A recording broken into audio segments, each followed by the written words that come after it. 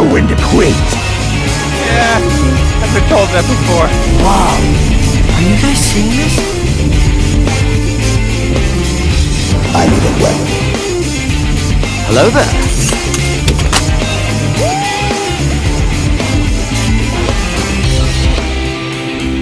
He with you? I thought yours was you.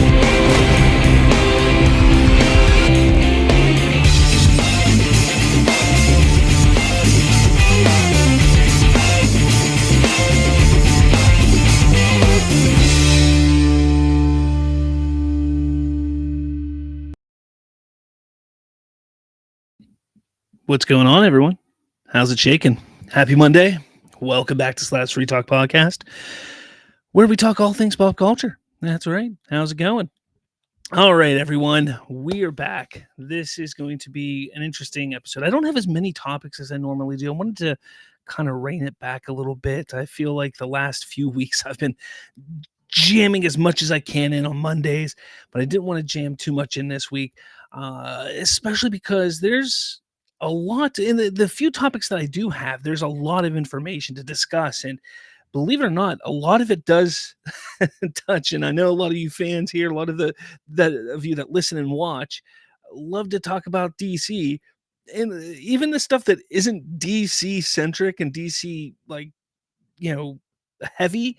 There's some tidbits that can relate to DC things. So there's a lot to talk about here this week. So I'm excited to get into it. This week, the box office breakdown for this past weekend, it was massive. It was absolutely massive. So we're going to talk about that. The Avengers, they delayed the next two Avengers movies. I'm going to break down my theory on what's going to happen with all of that, because I don't think it's as simple as what they've just done. So we're going to talk about that. James Gunn, John Cena talked with Entertainment Weekly, and they kind of break down some interesting things about Peacemaker Season 2. So we're going to pull that article up, talk about that. And then finally, there's some big, interesting, and it's not even big because this is information that came out like 4 years ago, but there's some interesting information that's making the rounds again on social media about Christopher McQuarrie almost making, or trying, not even almost, he was trying to make a Man of Steel 2 with Henry Cavill. And I want to kind of discuss that a little bit on what happened. And I also have a voicemail from a listener that we will pull up, and I will answer the question from that. And as always, I will take your questions and comments from the live comment section as well. So make sure you hit that like button, hit subscribe, share this around with all of your buddies, friends, aunts, uncles, grandmothers, grandfathers, and make sure they all know about Slash Free Talk Podcast. What do you say? All right, so who is here today? Let's see. We got Critic Christian here. He says, hey, everyone, I am back. Xander says, I am here. Derpy Entertainment says, Slav. Yes, Xander does say can't be on long. I have to get ready for my little brother's graduation tomorrow. Well, congratulations to your little brother. That's exciting. Let's see. Amari says, sup, Slav.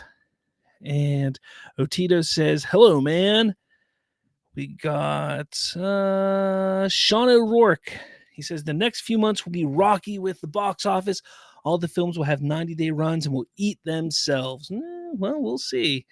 We'll see. We're going to talk about the box office this weekend and what I think that means for what's coming up in the next couple months. So let's kind of dive into it because, like I said, this weekend, I love talking about the box office from the past weekend. This one was absolutely massive. Lilo and Stitch, like I said, Lilo and Stitch is going to make all the money. I mean, there's no doubt. They're making all the money. It absolutely dominated. Mission Impossible did really, really well. I think it did better than what some people were expecting it to do. Not better than what I'll say better than what a lot of the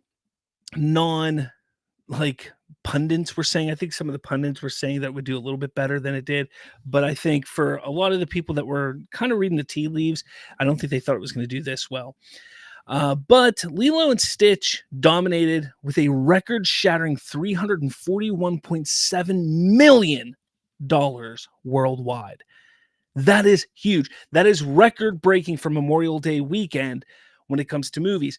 And for a movie, Lilo and Stitch just huge, absolutely huge. And we knew that was going to happen. I mean, there was no doubt in my mind that it was going to happen. So domestically, it pulled 183.9 million, and it edged out the international haul, which was 157.8 million, which you don't typically see. A lot of times, you don't see domestic very often edging out the international haul. I at least I don't see that all the time. Typically, you see international because it's such a larger market internationally, so you have a lot more to pull from. But hell, I mean, these Americans, they love their Lilo and Stitch. I know I did, or I do. I love Lilo and Stitch. But again, I mean, it's no shocker because, you know, I'm a millennial. I know a lot of millennials. We all loved Lilo and Stitch, so we all went. I mean, and then not only that, they took their kids to go see this movie because kids love Lilo and Stitch. And let's not forget, last year alone, Lilo and Stitch, I think the merchandise was like a $2 billion rake for Disney. So there was no doubt in anybody's mind that this movie was going to make a crap ton of money. Just no doubt in anybody's mind. So, I mean, this, no surprise at all, really. Now, Mission Impossible did come in second. Now, it got $190 million worldwide, which is not bad at all. Not bad at all. I mean, I'm saying not bad. That is actually great. That's great. I mean, for any movie, $190 million opening weekend, that's great. $77 million domestic. Again, it's doing what it needs to do. I still don't know if it's going to be able to, you know, rack up what it needs to rack up to hit that supposed budget that is like plus $400 million, because that's what a lot of people are saying, is that it was plus $400 million to make that movie. Plus, you then talk about marketing and so on and so forth. You're talking that it needs to make like 900 million probably to really make any profit. But regardless, it's doing really well. It's going to have legs, maybe not. I don't know. It'll be interesting to see what happens with that. But this is what's interesting. This is the real story. What this weekend has proved is that people will hit the theaters multiple times in 1 week if the product is good. Are you listening? Specifically, July. Jurassic World, Superman, Fantastic Four. They're all on deck in July. Now, I get it. Coming up in June, you have How to Train Your Dragon, you have F1, there's a couple other things coming out in June, followed by July. And I saw what Sean was saying here. I see what Sean said. And he said, oh, you know, all these movies are going to have 90-day runs. I get it. But you have to remember, and I know, Sean, you know this, as well as a lot of people, these movies make a bulk of their money within the first 1 to 2 weeks of being out. Now, Lilo and Stitch, it's going to be interesting because it's got 3 weeks before How to Train Your Dragon to come out. Is it going to hit that 1 billion or get close to $1 billion before How to Train Your Dragon comes out? Because that's what's going to kind of pull away the audience from Lilo and Stitch. That's what's going to pull away the audience. I still think Lilo and Stitch is going to make $1 billion.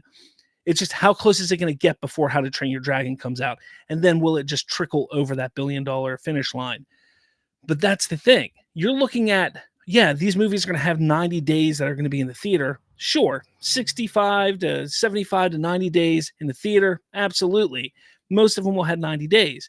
But what you don't understand is the bulk of that money, the bulk of the audience that's going to see those films are going to go see them within the first 2 to 3 weeks. After that, they're going to walk away and go see something else.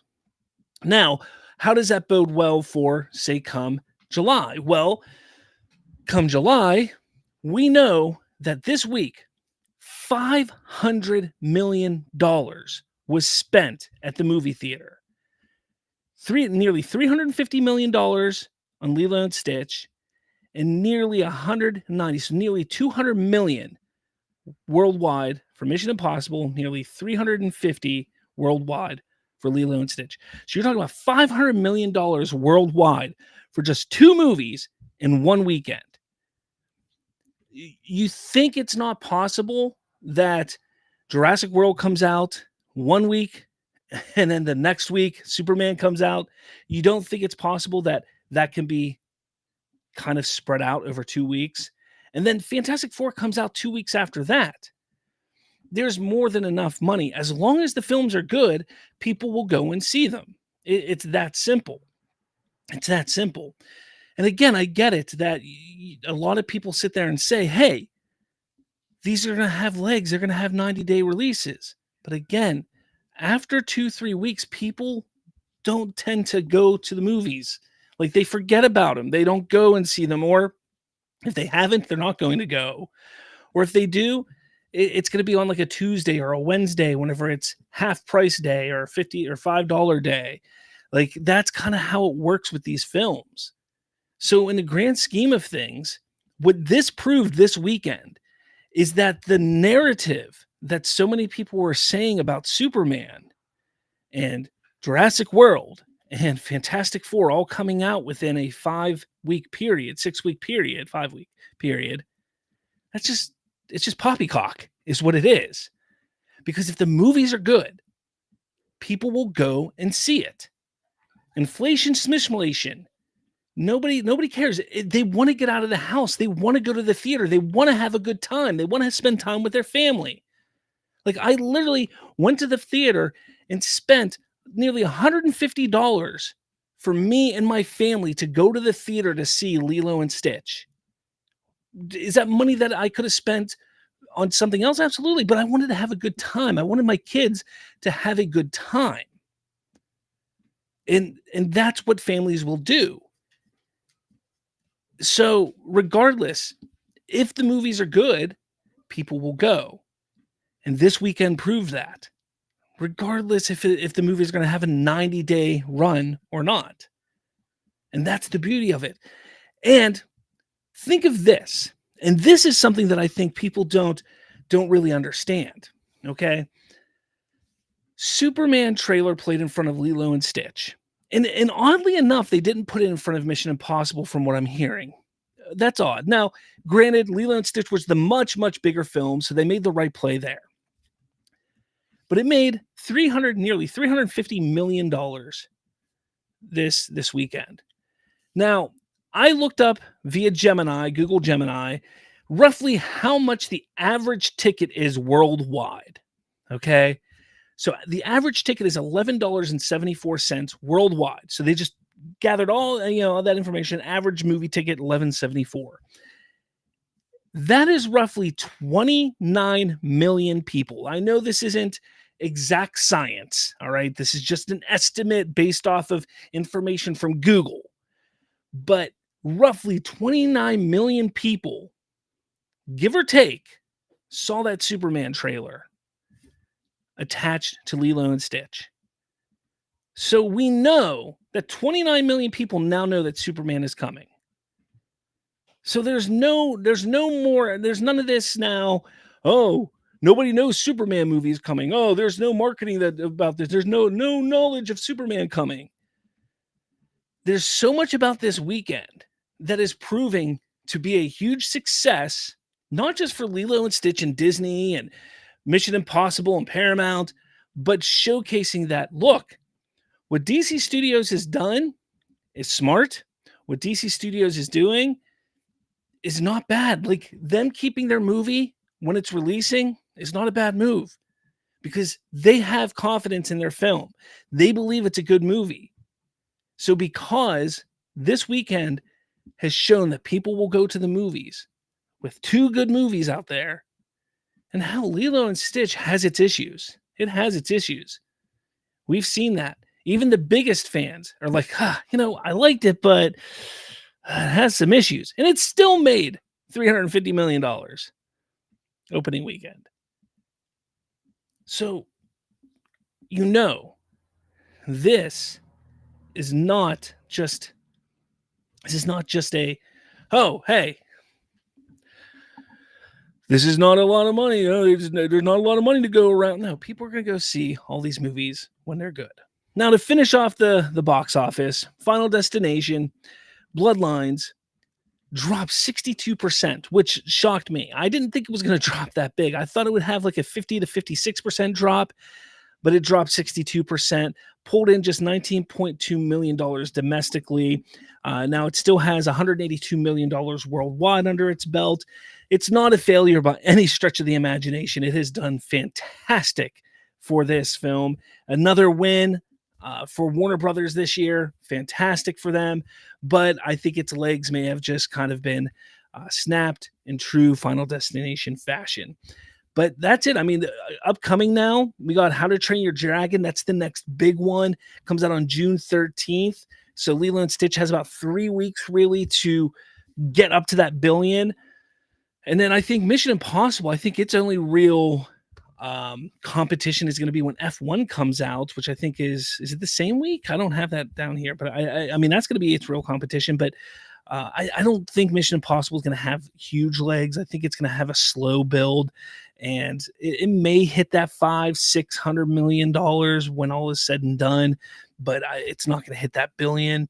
But keep an eye on Lilo and Stitch. I mean, it's an interesting one because people enjoy it, but people have some issues with it. So that word of mouth may hold it back from getting to that billion. But I have a feeling it's going to trickle over that billion without a doubt.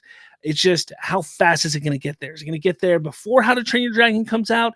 Is it going to get right to there and then kind of cross over that line shortly thereafter? It's going to be interesting to see how it gets there for sure. I'm curious to see how that plays out for sure. But what did you see this weekend? Did you see Lilo and Stitch? Did you see Mission Impossible? What did you see? Are you planning on seeing either of them? Are you waiting for How to Train Your Dragon? Let me know your thoughts in the comments below.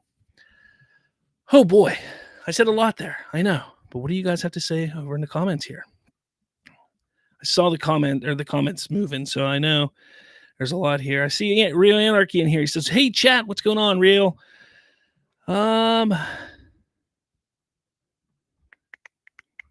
Holy crap, there are a lot. Where are we at here? All right, there we go. I see where we're at here. Let's see. Trayvon says, remember when 2024's Memorial Day weekend box office had everyone panicking? 2025 just said, calm down. Sean O'Rourke says, Minecraft is on its 53rd day and still raking in 600,000 per day. Now it's at 940 million. Yeah, but still the estimates aren't expecting it to hit the billion like everyone thought it was going to hit. It's still doing well. I mean, 600,000 per day is nothing to balk at, I should say. But with Lilo and Stitch out now, you know that Minecraft is going to just pretty much trickle away at this point. It's funny because when I was at the theater the other day and the lines were crazy there, I talked to the guy at the desk and I go, hey man, I'm sorry. It's crazy for you guys. He goes, yeah, it is pretty crazy here, but it's nothing like Minecraft. I was like, really? Like, that's nuts. Like, I would have thought Lilo and Stitch would have been bigger. So I don't know if that's telling. I don't know if that's a bad sign for Lilo and Stitch or what. Now, my theater that I go to, I mean, it's in West Virginia. So is that really indicative of the rest of the country? I wouldn't say so, but because that theater is never really jam-packed. And it was pretty packed for when I went for Lilo and Stitch. It was even pretty packed for the Revenge of the Sith showing a couple weeks back.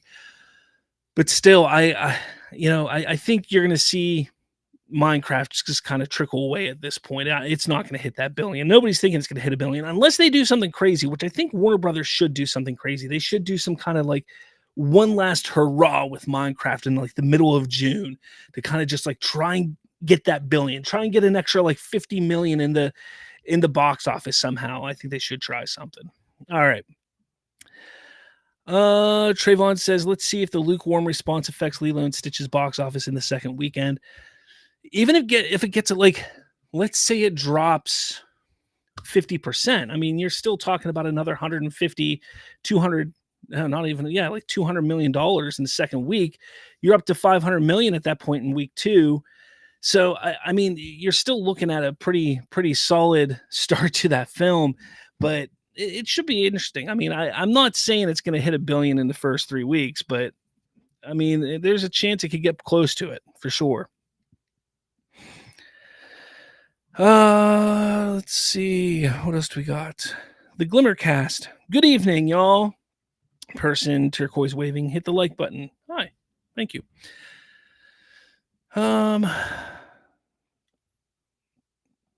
Glimmercast says, I think Lilo and Stitch will have legs like Moana 2. See, Moana 2, shocking how much money that made. I think Lilo and Stitch is going to hit the billion way faster than Moana 2 did, just because it's Lilo and Stitch.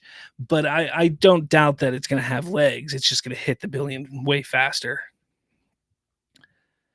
D-Man7 says, Superman long range box office tracking coming in this weekend. Should be exciting to see. Sean says, I used to run movie theaters for 6 years.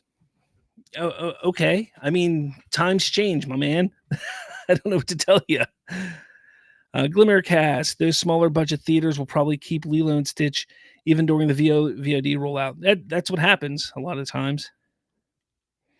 Sean O'Rourke says, Mission Impossible will drop off big time next weekend. Yeah, I'm sure we're going to probably see about a 60% drop for Mission Impossible, 60 to 70%. I won't say 70, probably 60, between 60 and 70%, I'm sure, for Mission Impossible.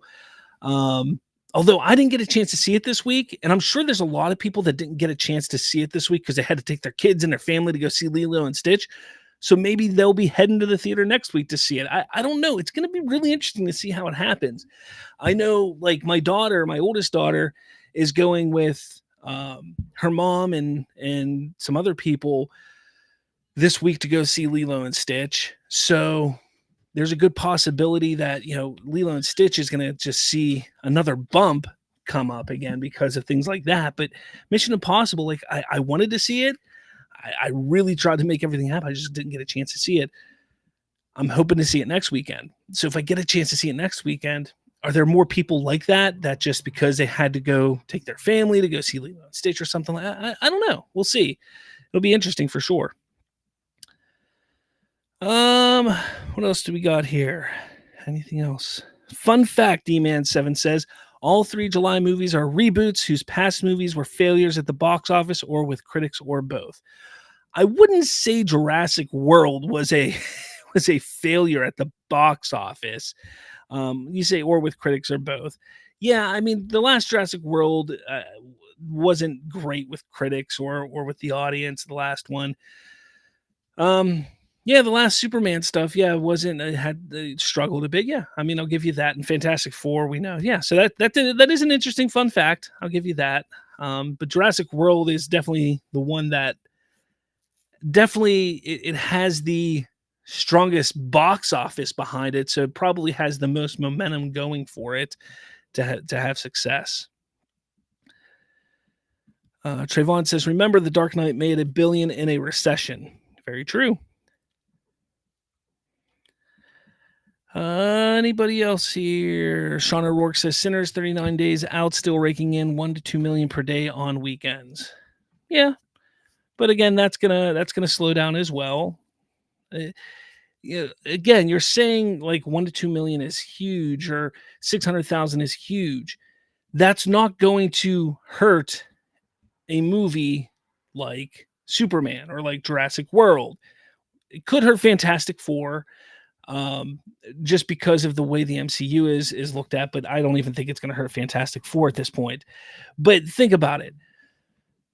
You just said Mission Impossible is going to drop off here next week. Those are your words. Lilo and Stitch is going to have legs, but that clientele for Lilo and Stitch isn't really necessarily the clientele for Jurassic World, Superman necessarily, or Fantastic Four. Now, I will say Superman, my youngest daughter, it's funny, it was her first movie going experience was Lilo and Stitch. And when that Superman trailer came on, my fiance goes, I think she was more excited for the Superman trailer than Lilo and Stitch because she saw crypto in it and she goes, puppy, and got all excited about it. So I'm going to have to take her to go see Superman just because she's excited about it too. But regardless, that really isn't necessarily made for like the same type of audience for Lilo and Stitch as you would think. Like, sure, kids are going to probably want to see it because it's Superman, but not like the 4-year-olds, not the 5-year-olds and stuff like that, but more the 7, 8, 9, 10-year-olds. Absolutely. So So you might lose a little bit of that audience there. So like Lilo and Stitch, if it has legs, not going to affect it. How to Train Your Dragon, again, after 3 weeks, 4 weeks at the most, again, you're already at that point where you've lost the momentum of How to Train Your Dragon. So, boom, it's not going to really affect it. I get it. I get what you're saying, that those movies are going to still make money. They're still going to be making $600,000, maybe $1 million a day. But $1 million compared to a Superman movie that's making $100 million its opening, or $100 million, $200 million, really, it's probably going to make its opening weekend domestically probably 150 to 200. I'm hoping domestically. That's my hope. So $150 million domestically in its opening weekend compared to How to Train Your Dragon, that's probably going to make $1 million. Like, or maybe 3 million its opening week, or that same weekend, because $1 million a day, 3 million. Like, there's no comparison, Sean. Like, I know what you're trying to say. I know you're trying to say, oh, well, these little movies are going to make this much, and this much. You're talking about like 10 people in a theater when there's a full packed theater for Superman across the country. Like that's the difference, is what you're saying there. And I get what you're trying to say. I get what you're trying to do, but it's just not going to work that way. Oh boy. All right. Glimmercast says it would make sense to drop another trailer with new stuff in it for How to Train Your Dragon. They just re-edited existing promos for the Lilo and Stitch trailer. I don't know if they'll drop a new trailer and June 13th. Yeah, they might. June 13th, that time frame. There's a possibility we may see the international trailer around that time, if they do an international trailer. So it will have some new stuff. It's a possibility, because it's a month away. So it's like the 1 month trailer. It's a possibility. Glimmercast. For Superman, that is, yes. Anything else here? Sean O'Rourke says Warner Brothers can make $3 billion at the box office this year, and it will still be writing off millions come tax time. They are failing. Look, it's an unfortunate thing that what AT&T did to that company, and the damage that they did to Warner Brothers is unfortunate, and they're trying their best. David Zaslav is doing the best he can to really right that ship. And we talked about it a few weeks ago, the possibility of them kind of splitting their cable networks and their streaming and premium tier channels and things like that. That's a really smart move if it works, and if they can actually accomplish it and be successful with it. Where Paramount, who tried to do it not long ago, and they struggled with it. Who knows? Like, I don't know. Like, it's a tough sell if they do go that route. I know they're discussing it and they're looking at the possibility for it, but that debt is still going to be there. It's just, how do they best handle it? And everybody's like, oh, they got to sell things off. The problem is, when you start selling things off, yeah, you gain some of that, or you lose some of that debt then, because you can pay off that debt.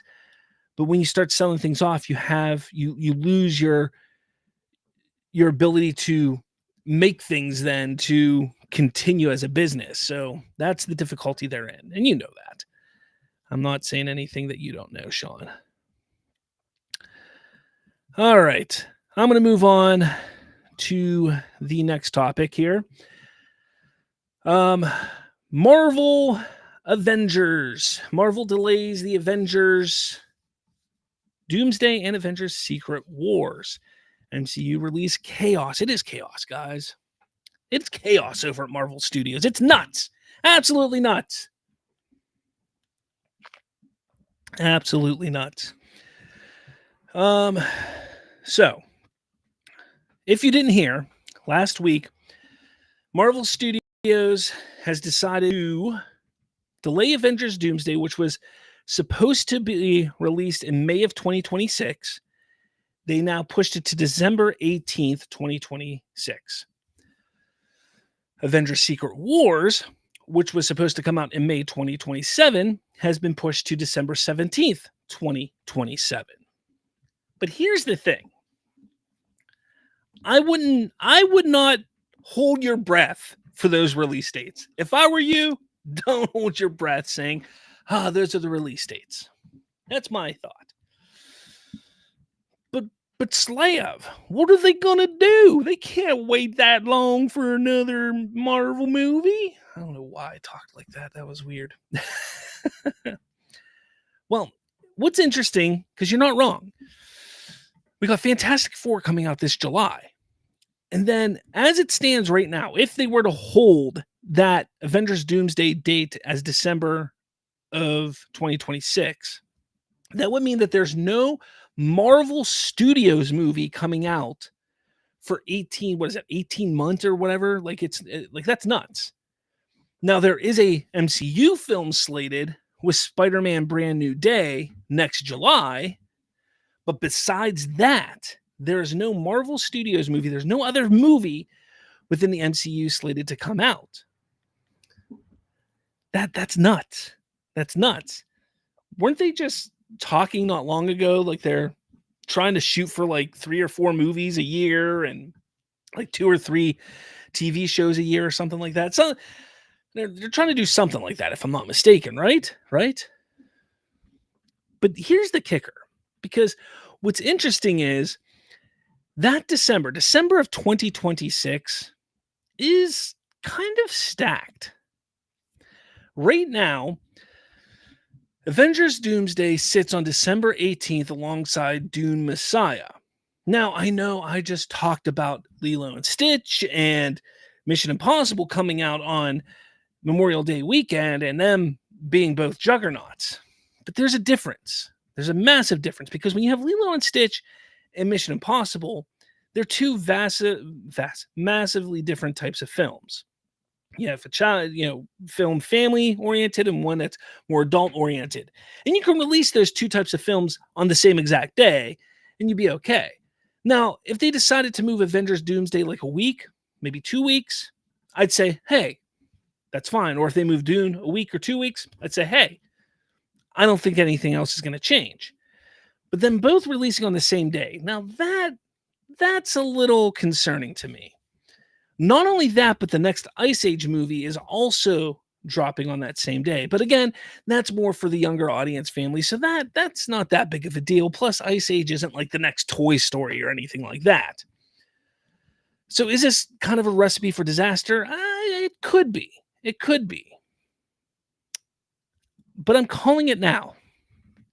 Doomsday will not release on December 18th, 2026. I don't think it's happening. I don't think there's a single chance. I think it's getting moved again. I think it's going to be moved again, and I think it's going to get moved to late April or early May of 2027. Now, Infinity War and Endgame both came out in April, end of April, early May of the respective years that they came out. And they were massively successful for the Russo brothers. Plus, Marvel, like those Avenger movies, why would they put them in December?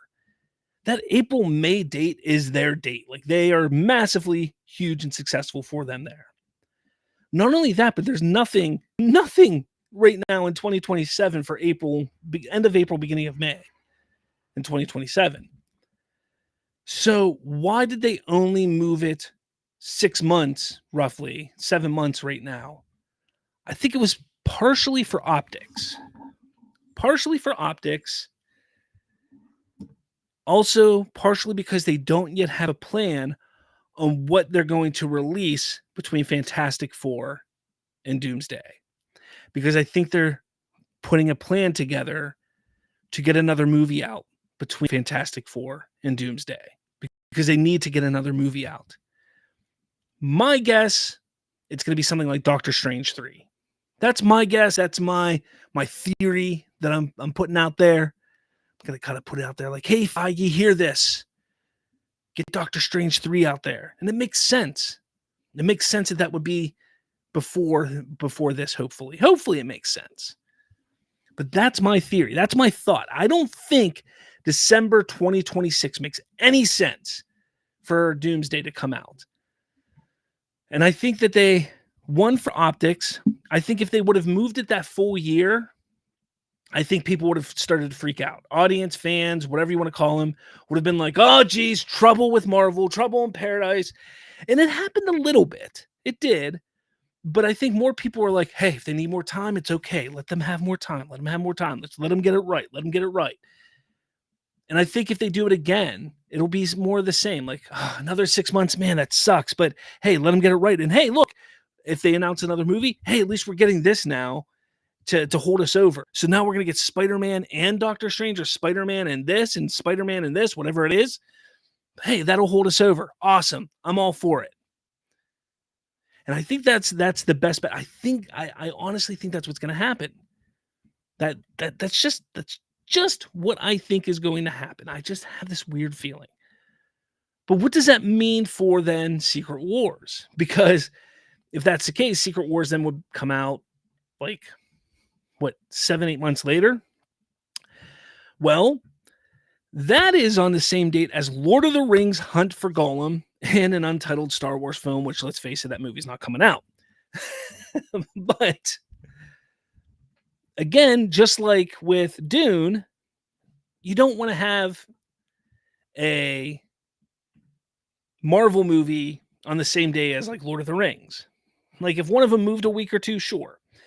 And I honestly wouldn't mind, and I don't think it would be a problem if they released an Avengers movie 7-8 months after the other one. I think that's plenty of time, and I think people would love that. And if they were able to make it work, if Lord of the Rings moved, or if they could move it a week or two, absolutely go for it. If they can make it work schedule wise and make sure the VFX was done well and the shooting was done perfectly, everything like that, absolutely go for it.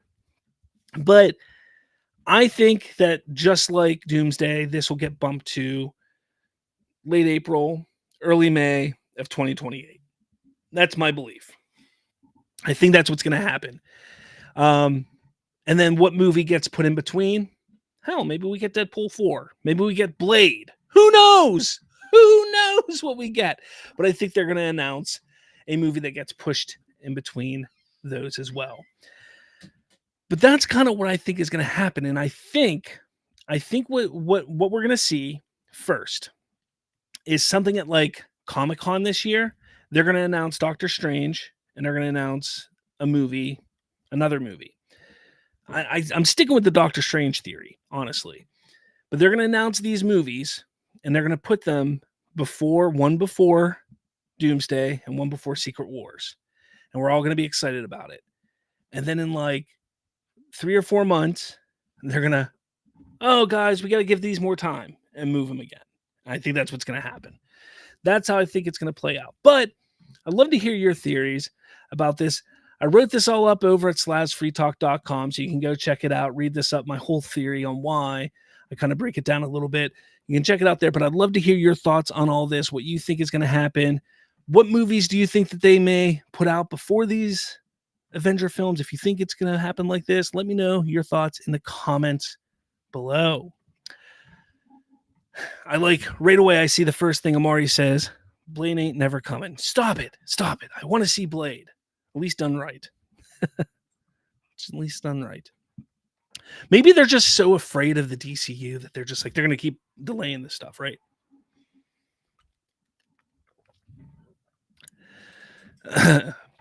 Excuse me. Sean O'Rourke says, going forward, unless a Star Wars film is in the theaters available to watch, I am with Slav. Then coming out. Yeah, it's never happening, guys. It's not happening. Not happening.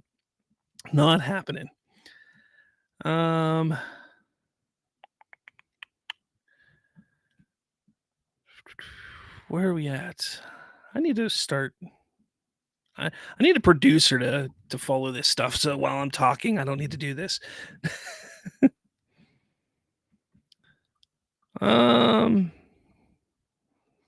Man, all right, I'm just going to pick this one here. Antonio Baker, what's going on? Says, I said before, the problem with the MCU, they have too many characters. They have the same powers, and it's coming in every movie now that Thunderbolt did with how they killed people was smart. Yeah, they do have a lot of characters. The smart plan would have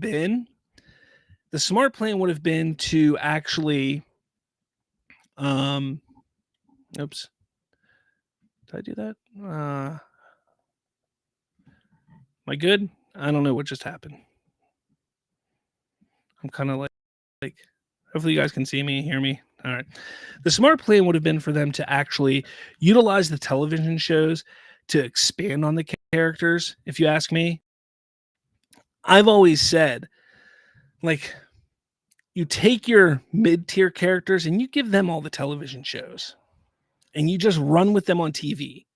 And you don't need to necessarily have the people watch the TV shows. You don't need to connect them heavily to what's going on in the main overall story, but you can have them run on TV shows. Just make good, impactful stories, interesting stories on TV. If people like them, cool. If they don't, then you just don't make TV shows for them, and they can just be side characters that pop in and out on the main in the movies if you want, or on even the TV shows. But that's what you do with the side characters and the not so important characters. And then on the movies, you have them pop in and be side characters. They can pop in there. And if people are like, oh, I like that character, can I learn more about them? Hey, there's TV shows about them. Oh, cool. I'll go watch it. That's all they needed to do. I thought that's what they should be doing with the X-Men, is that's how they should have introduced the X-Men. Some of them, the mutants, not like the big ones, but like start introducing the mutants in like TV to kind of start to build them up a little bit. And then the big X-Men movie, boom, X-Men or whatever. And then you can kind of go back if you wanted to. You don't have to, but then you can go back and you have some backstory. You have some lore, more deeper lore that you can start looking at. But, Marvel just, they screwed it all up. They screwed it all up. That's what I see. Sean O'Rourke says Marvel needs to pause and breathe. I don't disagree.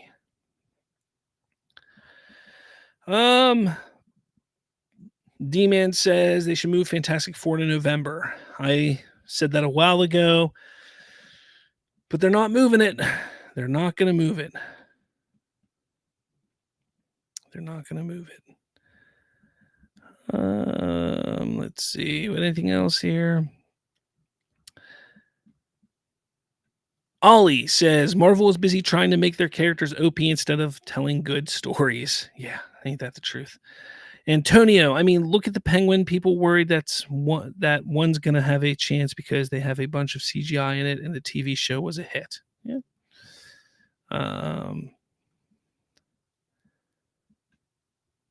D-Man 7, the MCU characters going into Doomsday, Secret Wars holds nowhere near the same weight as the characters going into Infinity War Endgame. Again, that's very true because they just didn't build the story up to it like they should have.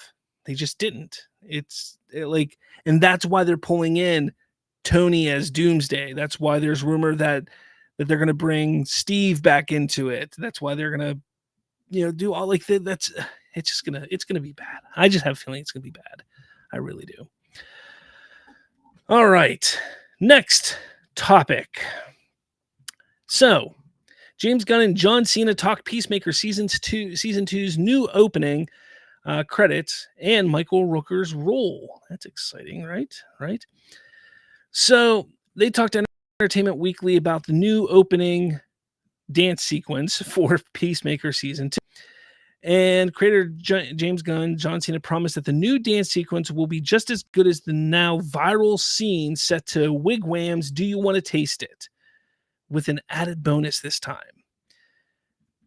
James Gunn says, I'll give you an exclusive. You get to see Eagley try to dance for the first time. So that's really something. He's not the best at it, but he tries to really join in the dance sequence at the end. He's got a little pose this time.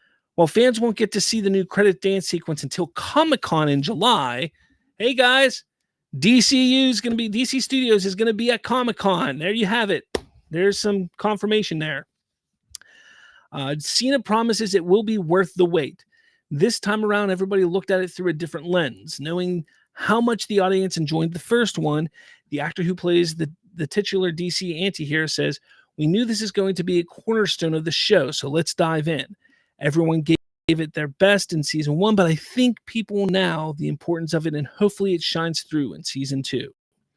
As for why the show scrapped the fan favorite credits to film a new one for season 2, Gunn explains they really had no other choice. We killed everyone in the season, so we kind of had to. Everyone died, he says with a laugh. Also, we had a lot of new cast members. Tim Meadows as Langston Fleury, Sol Rodriguez as Sasha Bordeaux, and Michael Rooker is in the cast. Judo Matt, bigger character this time, so I knew that I needed to do a new dance. The bigger question that Gunn faced was whether to keep the Wigwam song for a new choreographed dance or pick a totally new hair metal track. He says, I really went back and forth, and at the end of the day, I decided that we use a new song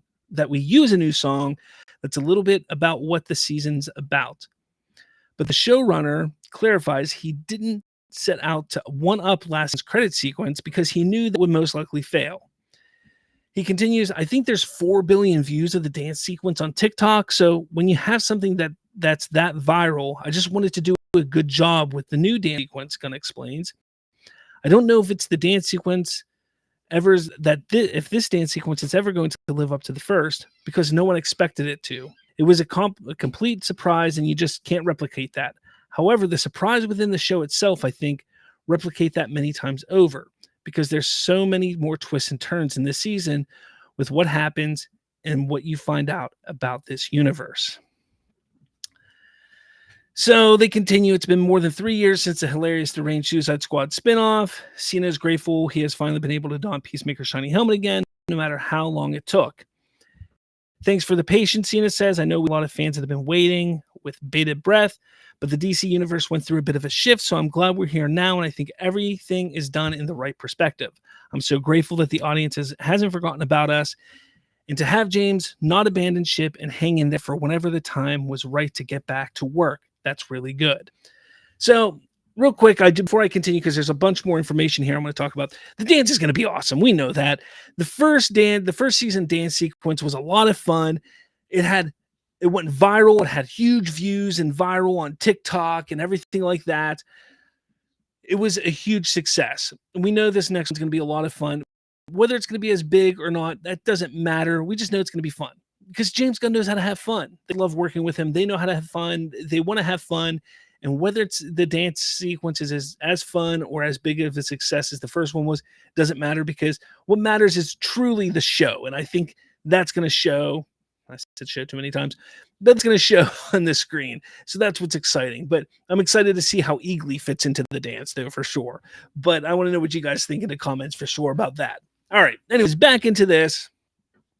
Gunn admits that there was an extra long wait, but it was simply because of him. He explains once he was done with Peacemaker, he had to do Guardians 3, and then he was ready to back into Peacemaker, but then he got hired for the head job as DC Studios co-CEO.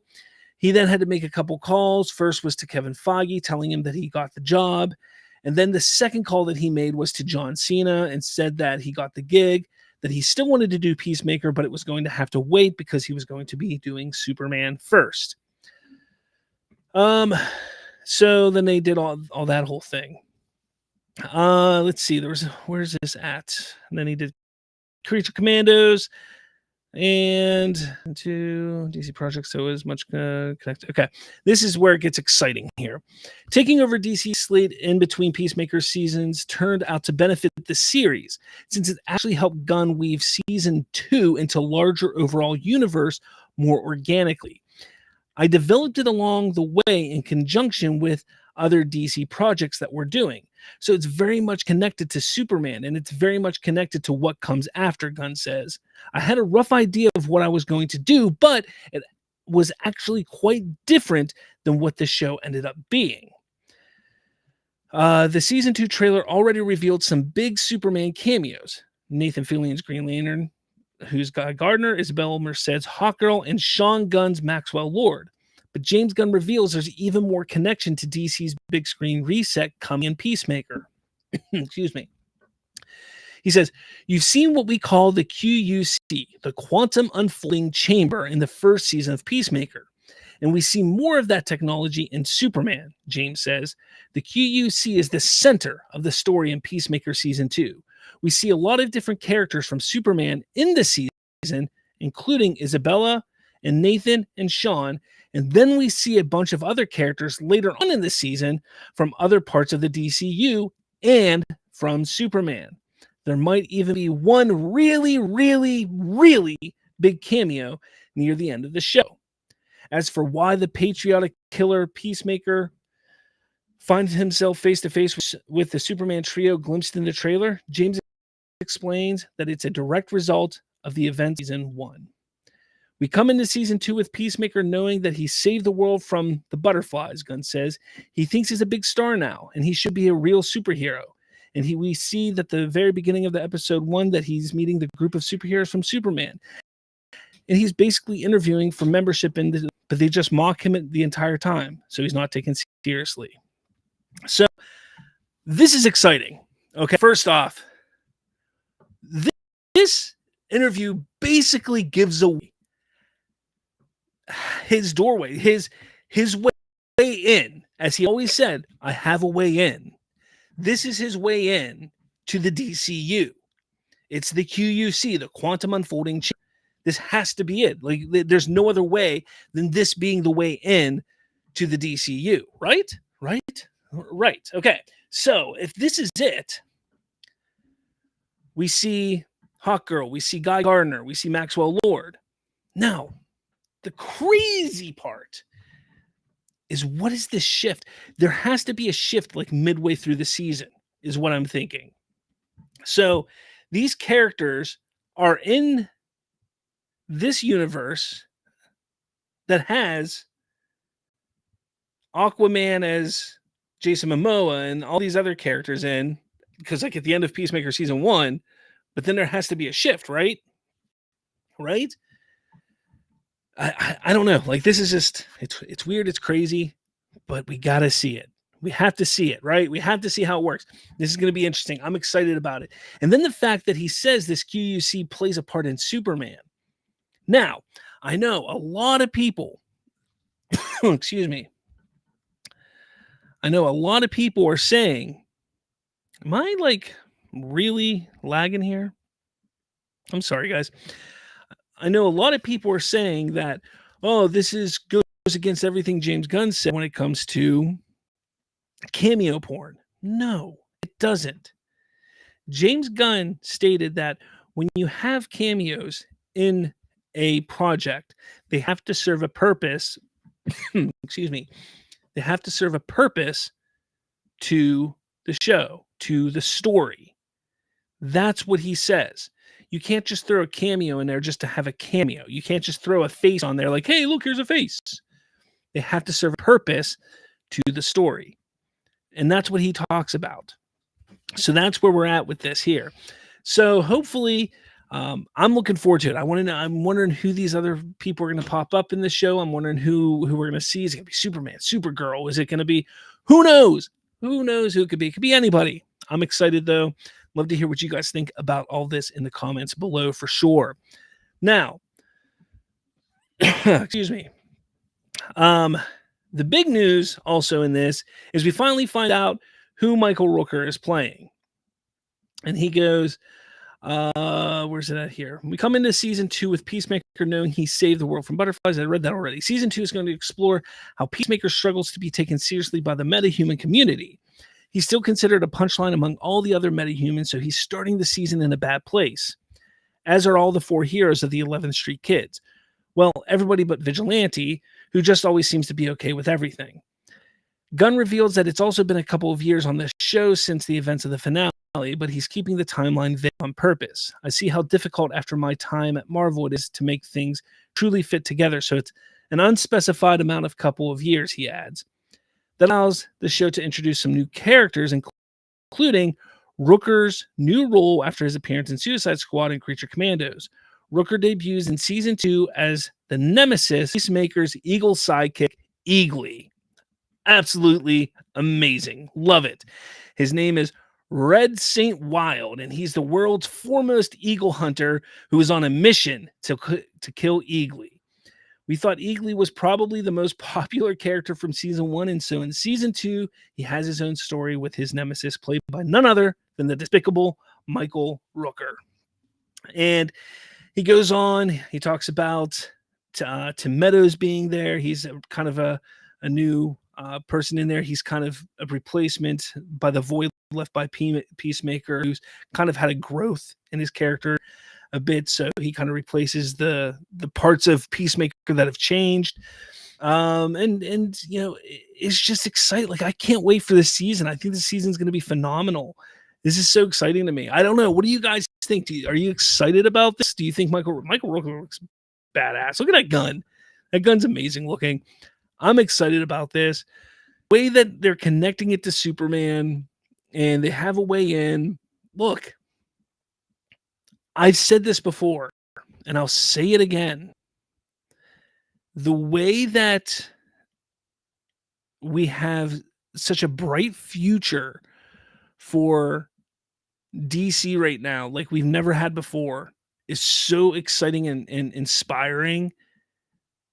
I just no other way to put it. This is so exciting. It's exciting to me. Absolutely exciting to me. But let me know your thoughts on this in the comments below. Ollie says, Eagley is great. He is. The Glimmercast says, Rooker wants to be Willie Nelson so bad.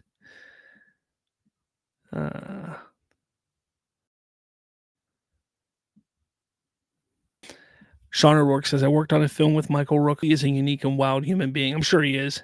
He's one person I'd love to meet at some point. And I'd ask him, would you like a chocolate covered pretzel? Anybody get the reference? I don't know. Some of you are young in here, so maybe you will, maybe you won't. I don't know. Sean says, your audio is fine, but pictures lag is there. I don't know what the hell's going on. I don't know. Sorry about the picture. At least my audio is good. Let's see, anything else here? Nothing else up there. Go back down here. Nothing else. Okay. I need to stop sharing this and go back to sharing, but I am going to share this. All right. So the next thing I'm going to share, hopefully it works. All right. So I don't know if you saw this today, but everybody's talking about this. Chris McQuarrie talking about his Man of Steel or his Superman movie pitch.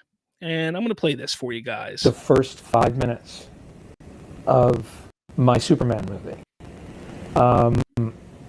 which was imagine you remember Pixar's Up? Sure. A sequence with no dialogue that covered that. Yeah. Okay.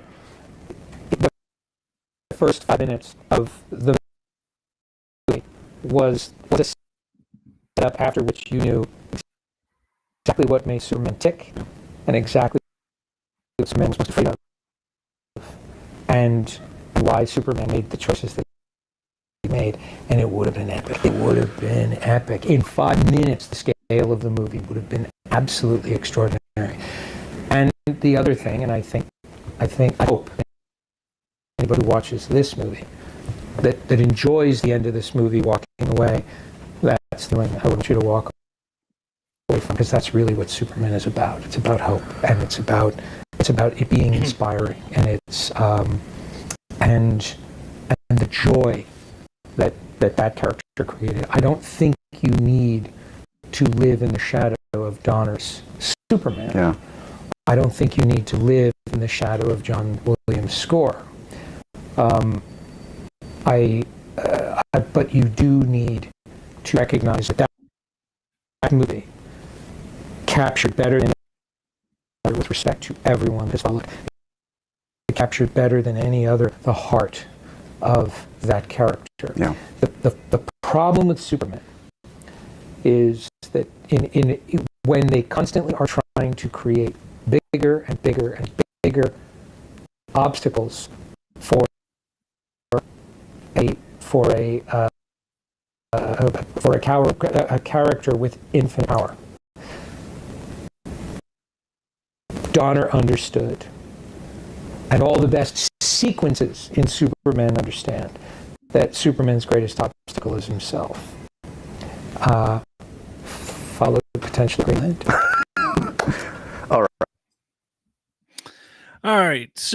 So essentially what he does there is he talks how he would have essentially deconstructed what was made of Superman prior with Henry Cavill. He would have done something completely different than what Zack Snyder did. He would have done something different than what James Gunn is doing now.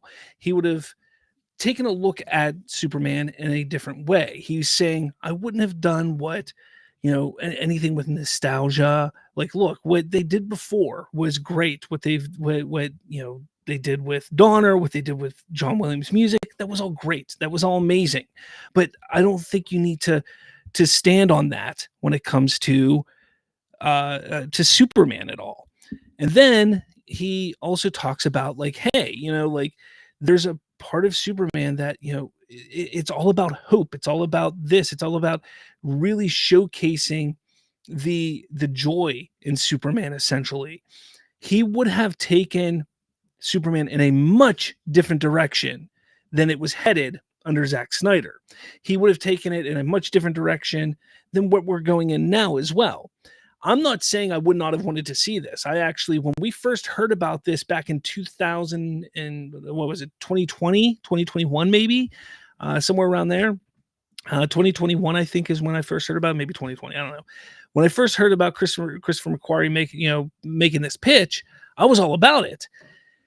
But Warner Brothers didn't want to go this way. Walter Hamada was taking charge. He wanted to go in a different direction, and it is what it is. I mean, that's what happens. But I mean, I sit there and I say, look, this is kind of neat. Now, the thing that really gets me, let's see if my picture's working better now. I don't know. The thing that really gets me is how people want to sit there and start,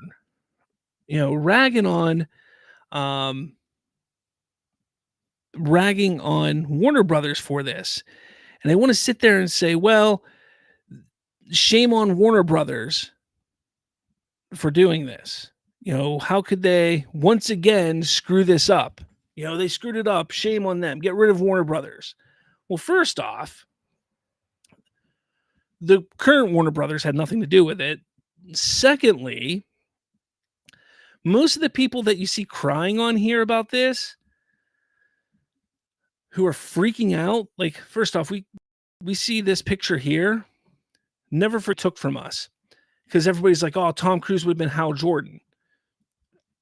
These are the same people who are crying about Kyle Chandler being Hal Jordan and saying that he was too old to be Hal Jordan.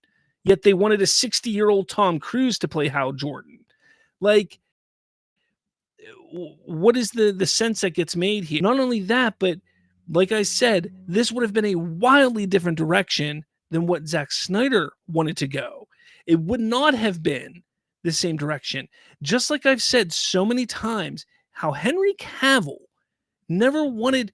Look, he respects Zack Snyder. He respects what Zack Snyder was doing. But if he was given the choice, he would have walked away from what Zack Snyder's vision was and done what Christopher McQuarrie was doing, done what Dwayne Johnson and what he wanted to do to make a brightful, more hopeful, more accurate Superman to the comics than what Zack Snyder was doing, because that is what Henry Cavill wanted to do. That's what Christopher McQuarrie wanted to do. They wanted to step out of the shadow, out of the realm of what Zack Snyder was doing. So they all wanted to do that. So all these people right now on the internet, on social media, yelling and screaming at Warner Brothers, saying, how dare they? Look what we could have had. This would have been amazing. Or all these people who sit there and have hashtag release or restore the Snyderverse and, Batfleck movie and, boycott this, fire James Gunn that, all this stuff because they want the Snyderverse back and they are so dead set on Zack Snyder, but they don't realize that Christopher McQuarrie would have deconstructed and just kind of pushed aside everything that Zack created and was working towards because he wanted a completely different version, completely different vision for Superman than Zack wanted. He wanted to go in a different direction, just as Henry Cavill wanted to go in a different direction. And that's what they wanted to have happen. And it's just baffling to me how these people just don't understand that and don't see that. It's nuts. It is absolutely nuts. So I was all for this, and it sucks. Like I like Christopher McQuarrie. I like what he did with the Mission Impossible series. Can't wait to see the last one. But I mean, that's how the film industry works. It is what it is. Like studio execs sometimes don't get it right. It is what it is. And you move on. I mean, you just move on. Now we have James Gunn, and I'm looking forward to what he makes. And I think what we're going to get from James Gunn is going to be awesome. Maybe it is, maybe it isn't. But regardless, this movie that Christopher McQuarrie was pitching is never going to get made. It is what it is. So we move on. But I'd love to hear what you guys have to say about it in the comments below.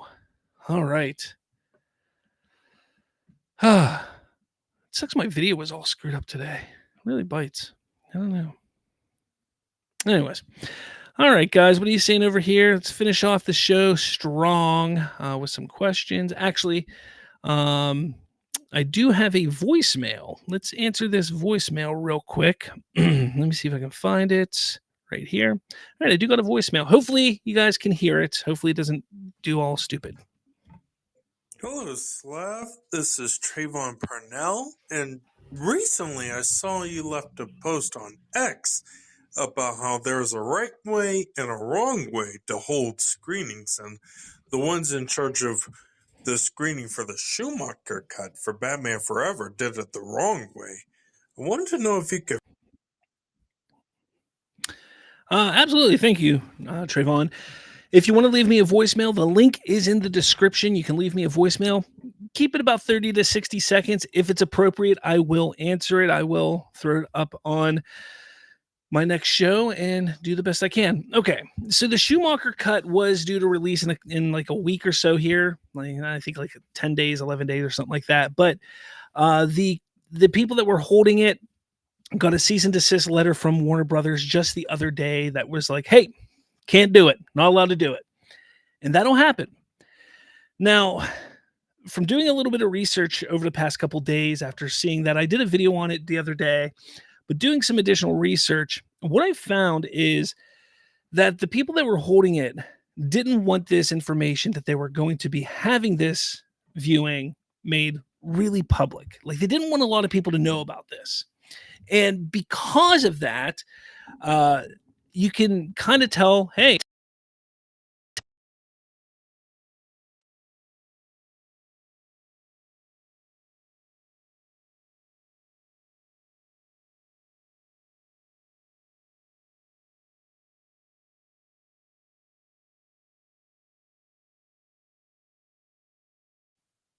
am I good? Can you hear me? I just can't win today. I think I'm good. All right.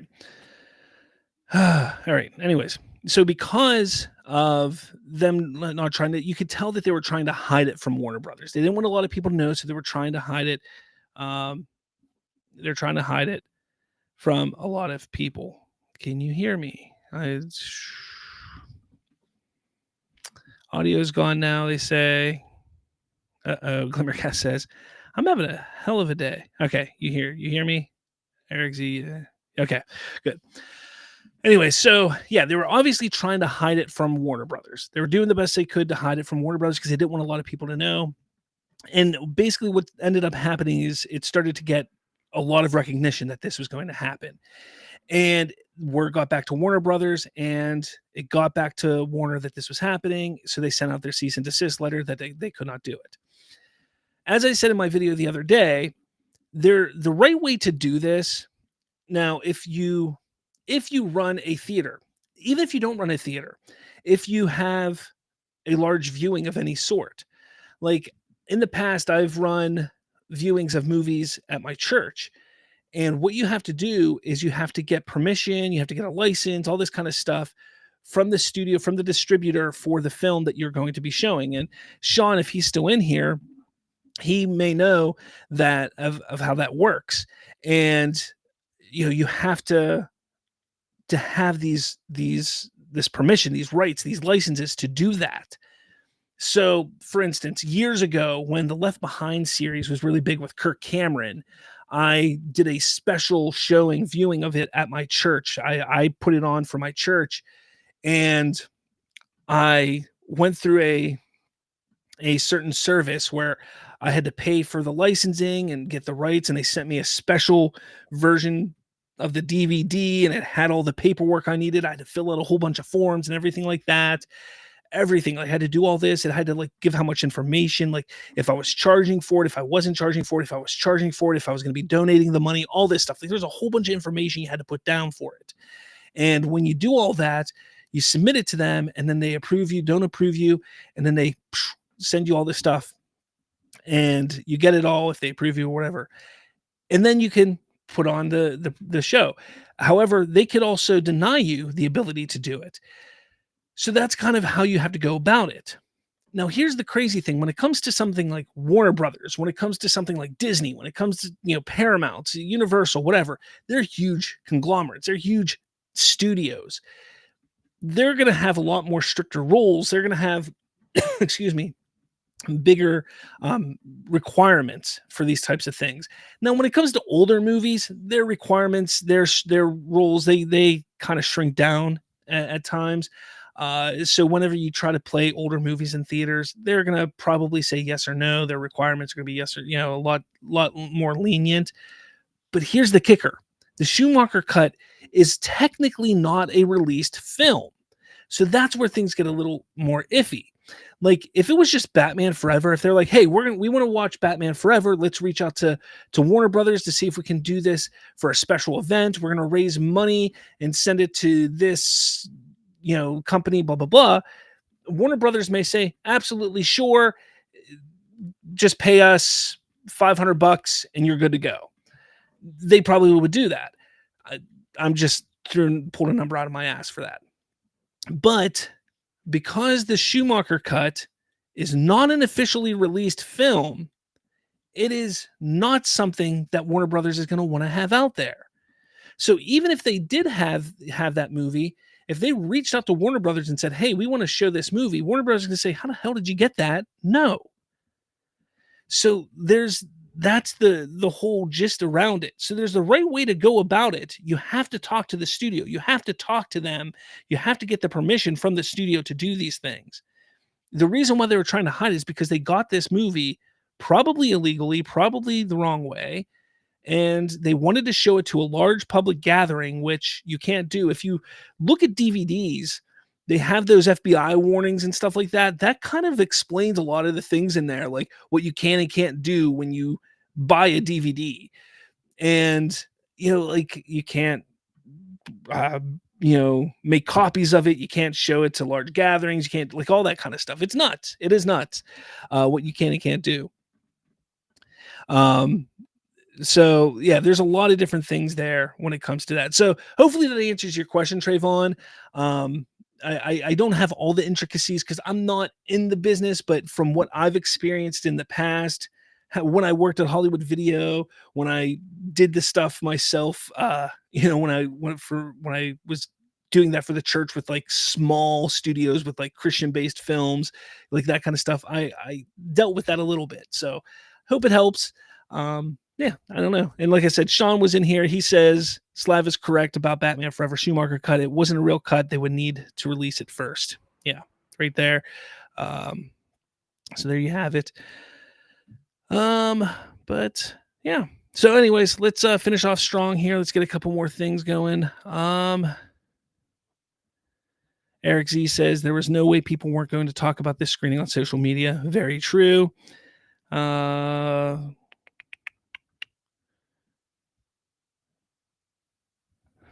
Antonio Baker says, I can understand why people didn't want to trust Warner Brothers and why they didn't want to sign up to the app because too much of the drama was going on self-inflicted by the studio. Did I miss something? Did I miss something here? I don't know. Must miss something that you guys are talking about. Glimmercast. Oh, wait. Where'd it go? Where'd it go? Where'd it go? Oh, there it is. Glimmercast became a member. Thank you. Thank you very much, Glimmercast.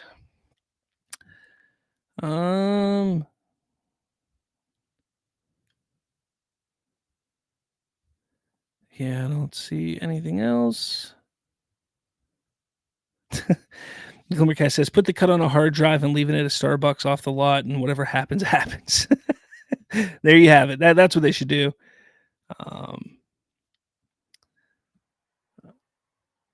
Yeah. All right. Well, there you have it. All right, guys. Yeah, I don't think I have anything. I don't have anything else. This was a great show, guys. I'm sorry about the laggy picture. I don't know what the heck's going on in the audio issues today. It sucks. I'll try and have it fixed before Thursday for the Watchtower. It should be fixed by then, hopefully. But thank you all so much for watching. So come back Thursday for the Watchtower. We'll talk all things DC, obviously. And yeah, with all that said, I'll catch you all later.